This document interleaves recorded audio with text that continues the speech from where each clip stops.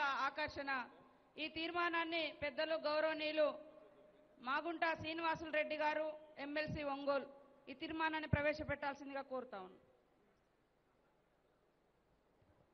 సభాధ్యక్షులు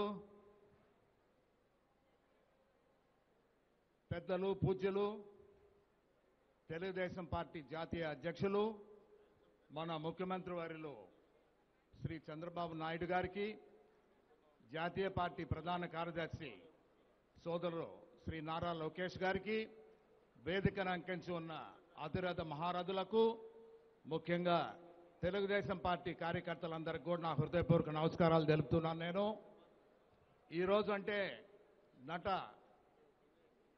సార్వభౌముడు, విశ్వవిఖ్యాత నట సార్వభౌములు, తెలుగుదేశం పార్టీ వ్యవస్థాపక అధ్యక్షులు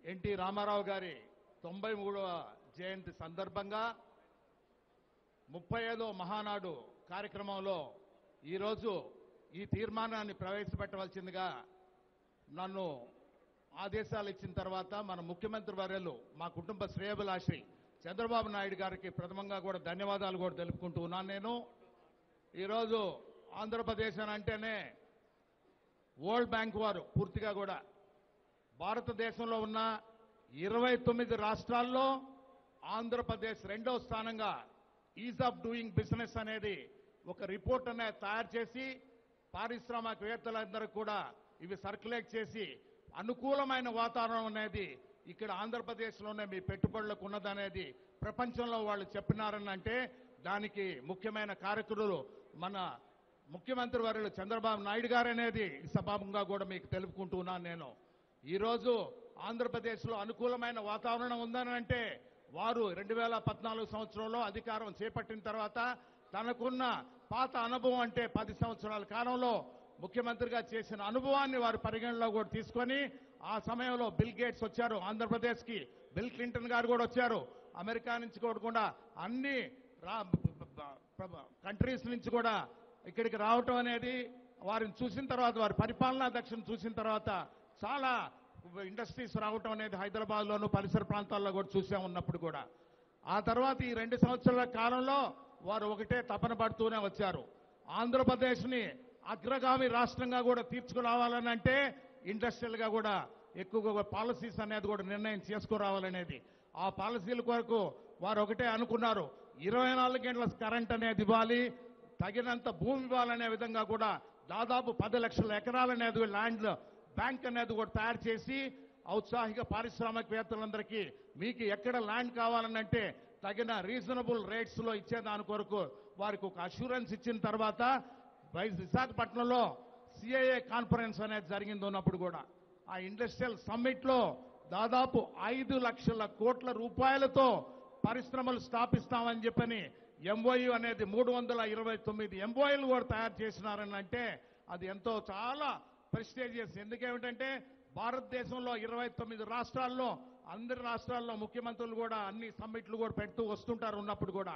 అయినా ఆంధ్రప్రదేశ్కి 5 లక్షల కోట్ల రూపాయలు అనేది మన ముఖ్యమంత్రి గారు చంద్రబాబు నాయుడు గారి పైన నమ్మకం మీద వారు వచ్చి ఈ ఎంఓయూలు కూడా సంతకం పెట్టడం అనేది ఎంతో మనం గర్వంగా కూడా భావించవలసిన విషయం. నా జీవిత కాలంలో నేను ఎంతో మంది ప్రధానమంత్రులు కూడా చూశాను, నేను అన్ని రాష్ట్రాల్లో ముఖ్యమంత్రులను కూడా చూశాను, ఎంతో సాన్నిహిత్యం కూడా ఉండేది ఉన్నప్పుడు కూడా. కానీ ఒక కసి, తపన, పట్టుదల అనుకున్నది అనుకున్నట్టుగా సాధించాలనే ఒక మహా వ్యక్తి మన ముఖ్యమంత్రి గారు చంద్రబాబు నాయుడు గారు అనేది ఈ సభాముఖంగా కూడా మీకు తెలుపుతూ, వారికి వచ్చిన ఒక మంచి ఆలోచన, ఒక గేట్ వే ఆఫ్ ఇండియా కూడా ఆంధ్రప్రదేశ్ని తయారు చేయాలి. మనకున్న తీర ప్రాంతం అనేది కోస్ట్ లైన్ దాదాపు 931 కిలోమీటర్లు అనేది మనకు ఒక లాంగెస్ట్ కోస్ట్ లైన్ ఉన్నది.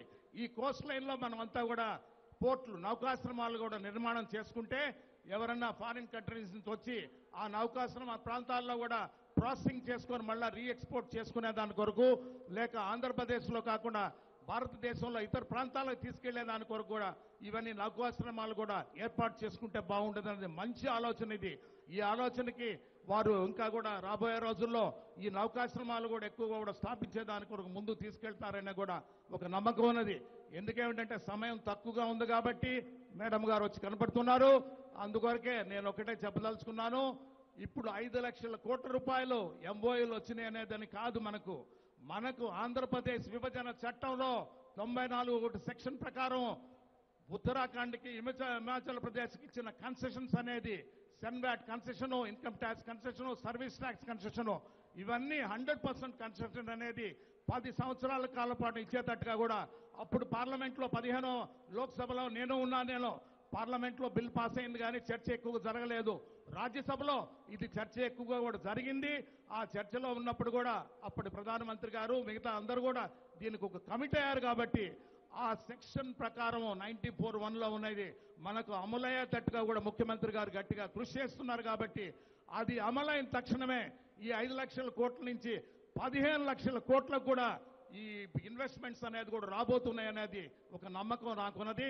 అదేవిధంగా వారు ప్రారంభించిన IT policy, electronics policy, innovation startup policies అన్ని కూడా చాలా ఆమోదయోగ్యంగా పోతూ ఫైబర్ ఆప్టికల్ గ్రిడ్ అనేది కూడా, అంటే ఈ పాలసీస్కి కావాల్సిన ల్యాండ్, కరెంటు, వాటర్ అనేది కూడా వారు తగినంత రీజనబుల్ రేట్స్లో ఇవ్వటం. అందుకొరకే ఈరోజు 48 కంపెనీలు 2,500 కోట్ల రూపాయల పెట్టుబడితో దాదాపు 15,000 జాబ్స్ అనేది కూడా ఉండటము. అవి కాకుండా మన జరిగిన విశాఖపట్నంలో జరిగిన సమ్మిట్లో కూడా 43 కంపెనీలు 6,000 కోట్ల రూపాయలు 50,000 జాబ్స్ అనేది అష్యూరెన్స్ ఇవ్వటము. ఇవన్నీ ఇంకా యుఎస్ఏ నుంచి ఎల్ఓఎల్ కూడా 63 రావటం. ఇవన్నీ ఏమిటంటే దాదాపు 6 లక్షల మంది మన టెక్నోక్రాట్స్ అనేవాళ్ళు ప్రతి సంవత్సరం మనకు అన్ని కాలేజీల నుంచి వస్తున్నారు. కాబట్టి వాళ్ళకి ఒక జాబ్ అష్యూరెన్సీ, పరిశ్రమ అంటే ఒక ఉపాధి అనేది, ఆ ఉపాధి కల్పించుకునే దాని కొరకు మన ముఖ్యమంత్రి వర్యులు 2014 సంవత్సరం మేనిఫెస్టోలో పెట్టారున్నప్పుడు కూడా జాబ్ అనేది బాబు గారు వస్తేనే ఒక జాబ్ వస్తుంది అనేది యువకుల్లో, అంటే భారతదేశంలో ఉన్న 40% అనేది యువ రక్తం ఉన్నది. కాబట్టి వారికి ఒక పెద్ద అష్యూరెన్స్ ఇవ్వటం అనేది మన ముఖ్యమంత్రి గారు చేసిన ఒక మంచి కార్యక్రమం. కాబట్టి రాబోయే రోజుల్లో ఈ 2 సంవత్సరాల కాలంలో చాలా వరకు ఇప్పటికే దాదాపు 40,000 కోట్ల రూపాయలతో కూడా పరిశ్రమలు రావటం అనేది జరిగింది. ముఖ్యంగా చూసుకుంటే తడ ప్రాంతంలో నెల్లూరు జిల్లాలో శ్రీ సిటీ అనేది ఒక సెజ్ అనేది కూడా తయారయ్యి అక్కడ చూసుకుంటే అన్ని ఫారిన్ కంపెనీసే. జపాన్ అనేది కూడా మరో టోక్యో అనేది కూడా శ్రీ సిటీలో ఉన్నదా అనిపించే వాతావరణంలో కొన్ని వేల కోట్ల రూపాయలు అనేది కూడా అక్కడ పరిశ్రమలు కూడా స్థాపించడం చూసాం.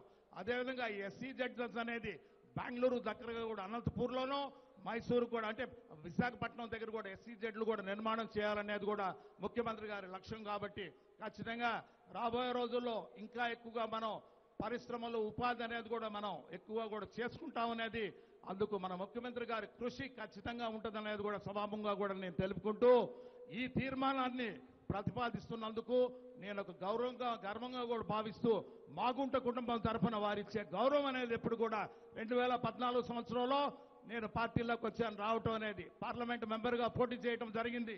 దురదృష్టవశాత్తు తక్కువ ఓట్లతో ఓడిపోయిన తర్వాత వారు ఎంతో గౌరవించి 2015 సంవత్సరంలో ఎమ్మెల్సీగా మీరు పోటీ చేయాలన్న తర్వాత వారి ఆశీస్సులతో నేను గెలవటం, అదేవిధంగా నేషనల్ వైస్ ప్రెసిడెంట్గా కూడా చేయటం అనేది మాగుంట కుటుంబం అంటే మా అన్నగారు కీర్తిశేషులు మాగుంట సుబ్రహ్మరెడ్డి గారి పైన ఉన్న వారి అభిమానం అనేది ఎటువంటి అనేది వారు చూపిస్తున్నారు. కాబట్టి ఎప్పుడూ మాగుంట కుటుంబం మీకు ఎప్పుడు కూడా రుణపడి ఉంటుందనేది కూడా సభాముఖంగా తెలుపుకుంటూ సెలవు తీసుకుంటున్నాను. జై హింద్, జై తెలుగుదేశం.